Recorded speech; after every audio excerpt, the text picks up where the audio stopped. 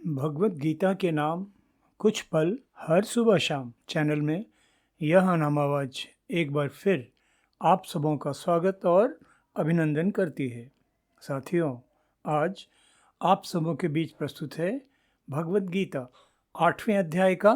12वां तथा 13वां श्लोक।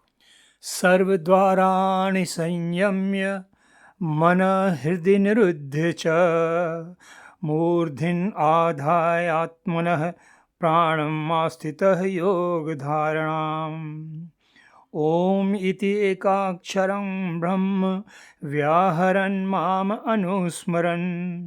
यः प्रयाति तजन् देहं स याति परमां गतिम्। इन श्लोकों के सरल शाब्दिक अर्थ इस प्रकार हैं। शरीर की सभी इंद्रियों के द्वारों को निरुद्ध कर तथा मन को हृदय स्थल में स्थिर कर फिर उस जीते हुए मन के द्वारा प्राण को मस्तक में स्थापित करके परमात्मा संबंधी योग धारणा में स्थित होकर जो मनुष्य ओम इस एक अक्षर रूप ब्रह्म को उच्चारण करता हुआ और उसके अर्थ स्वरूप मुझ निर्गुण ब्रह्म का चिंतन करता हुआ शरीर को त्यागता है, वह मनुष्य परम गति को प्राप्त होता है। साथियों, पिछले एपिसोड में हमने भगवत गीता 8वें अध्याय के 9वें तथा 10वें श्लोक पर चर्चा की थी। आज के एपिसोड में 11वें श्लोक को छोड़कर हम 12वें तथा 13वें श्लोक पर चर्चा कर रहे हैं, क्योंकि 11वें श्लोक का अर्थ बिल्कुल सरल है तथा उसमें व्याख्या करने जैसा कुछ महत्वपूर्ण तथ्य नहीं है। यद अक्षरं वेद विदो वदन्ति विशन्ति यत यतयो वीतरागाः यदिच्छन्तो ब्रह्मचर्य चरन्ति तत्ते पदम संग्रहेण प्रवक्षये। इस श्लोक में योगेश्वर श्री कृष्ण अर्जुन से बस इतना ही कहते हैं कि वेद को जानने वाले विद्वान जिस सच्चिदानंद परमात्मा को अविनाशी कहते हैं, आसक्ति रहित साधनारत सन्यासी साधक गण जिस परम सत्ता में प्रवेश करते हैं और जिस परम पद प्राप्ति की इच्छा वाले साधक गण ब्रह्मचर्य का आचरण करते हैं, उस परम पद को मैं तेरे लिए संक्षेप में कहूँगा। किंतु आज प्रस्तुत दोनों श्लोक महत्वपूर्ण हैं, क्योंकि इनमें योगेश्वर श्री कृष्ण अर्जुन को योग साधना की उस विधि का वर्णन बतला रहे हैं जिसके द्वारा मुमुक्षु सिद्ध साधक गण जीवन के अंतकाल में निर्गुण ब्रह्म का जप ध्यान करते हुए शरीर त्याग करते हैं, जिसके फलस्वरूप उन्हें अति दुर्लभ परम गति प्राप्ति होती है। योगेश्वर श्री कृष्ण शोकाकुल मोहासक्त भ्रमित किंकर्तव्य विमूढ़ अर्जुन को सांख्य योग, कर्म योग, ज्ञान कर्म संन्यास योग, कर्म संन्यास योग, आत्म संयम योग, ज्ञान विज्ञान योग इत्यादि विभिन्न प्रकार के योगों का सैद्धांतिक ज्ञान देकर इतना स्थिर, इतना शांत चित्त बना देते हैं कि अब वह योग के उच्चतम स्तर के व्यावहारिक पक्ष संबंधी ज्ञान धारण योग्य हो चुका है। साथियों, योग साधना का यह व्यावहारिक ज्ञान हम साधारण जगजीवों के लिए भी इसलिए महत्वपूर्ण है कि योग साधना परक इस ज्ञान का बीज चित्त में धारण किए रखने से कौन जाने किस भाग्यशाली मनुष्य की अंतरात्मा में वह बीज पुष्पित पल्लवित हो जाए और वह द्रुत गति से आध्यात्मिक प्रगति कर निर्वाण रूपी मानव जीवन का चरम लक्ष्य पाले। साथियों, योगेश्वर श्री कृष्ण अर्जुन को समझाते हैं कि परमात्मा प्राप्ति तो उसी मनुष्य के लिए संभव है जिसकी परमात्मा के प्रति आस्था इतनी दृढ़ है, इतनी उत्कट हो कि जीवन के अंतकाल में भी उसकी आत्मा परमात्मा के ध्यान में निमग्न रहते हुए जड़ पंच तत्वों से निर्मित इस नश्वर शरीर रूपी पिंजरे से मुक्त होकर निर्वाण पाकर सच्चिदानंद परमात्मा के परमानंद परिपूर्ण परम चेतन मंडल में विश्रांति प्राप्त कर ले। तो अब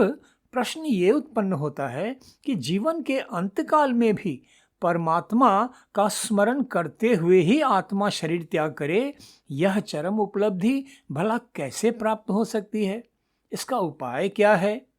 तो एक बात तो बिल्कुल स्पष्ट है कि जीवन के अंतिम क्षणों में परमात्मा के प्रति ऐसी एकाग्र चेतनता तभी संभव है जब इसके लिए आजीवन योगाभ्यास किया जाए। और एक जीवन तो क्या, परमात्मा प्राप्ति के लिए ऐसी उत्कट आकांक्षा चित्त में सदा बनी रहे, सदा प्रेरित करते रहे, ऐसे संस्कार उत्पन्न होने में तो अनेक जन्म भी लग सकते हैं। इसलिए सबसे पहली आवश्यकता है सतत योगाभ्यास की, जिस विधि का वर्णन योगेश्वर श्री कृष्ण ने आज प्रस्तुत 2 श्लोकों में किया है।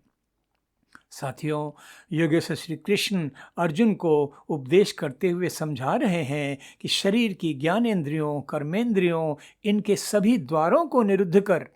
स्वभावतः चंचल मन को पूरी तरह शांत, नियंत्रित कर हृदय स्थल में स्थापित कर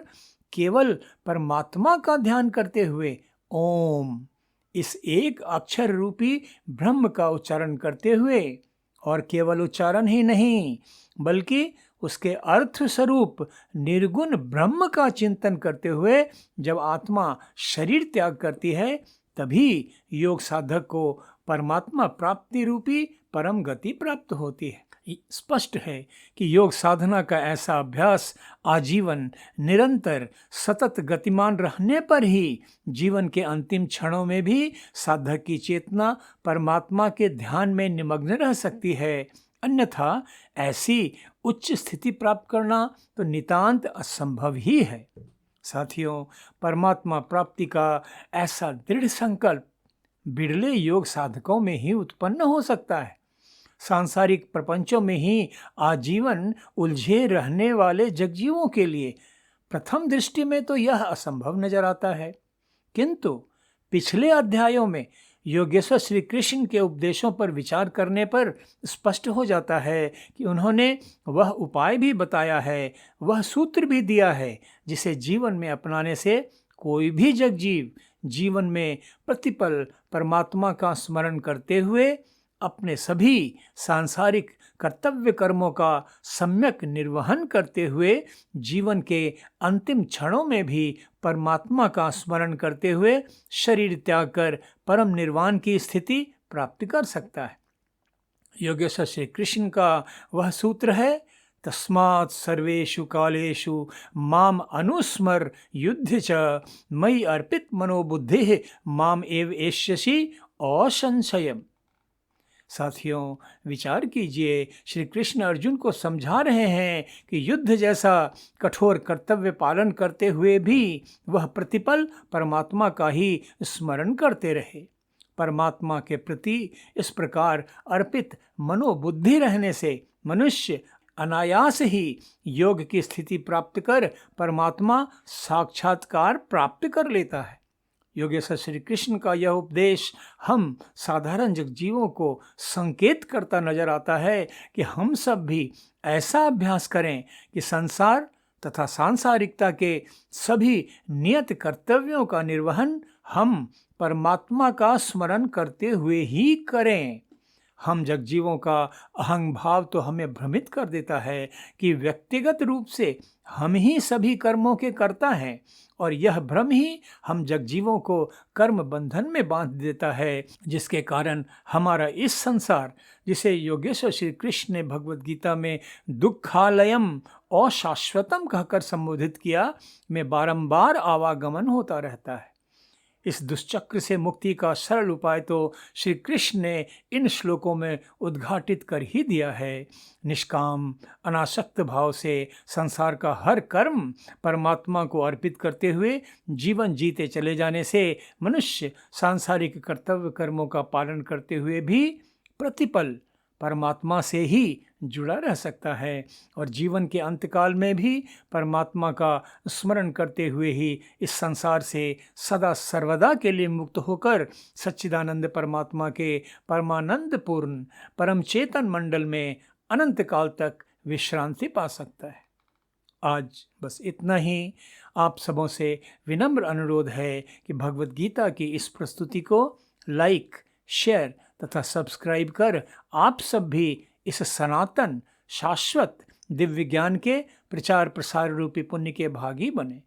आप सबों की सुख, शांति, समृद्धि के लिए अशेष मंगल कामनाओं के साथ धन्यवाद। नमस्कार।